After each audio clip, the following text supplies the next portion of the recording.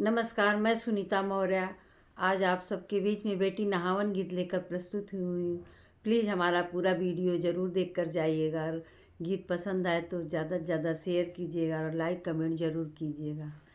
कहवा के सेंट साबुन कहवा के पानी जी के करे सगर बेटी करया स्नान जी के करे सगर बेटी करया स्नान जी। जौनपुर के सेंट साबुन बनारस के पानी जी पापा सगर बेटी करया स्नान जी पापा सगर बेटी करया स्नान जी। कहवा के सेंट साबुन कहवा के पानी जी के करे सगर बेटी करया स्नान जी के करे सगर बेटी करया स्नान जी।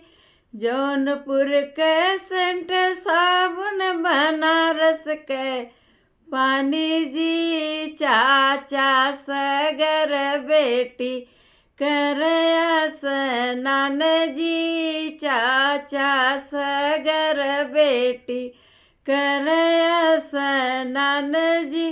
कहवा के सेंट साबुन कहवा के पानी जी कहवा के सेंट साबुन कहवा के पानी जी के करे सगर बेटी करया स्नान जी के करे सगर बेटी करया स्नान जी।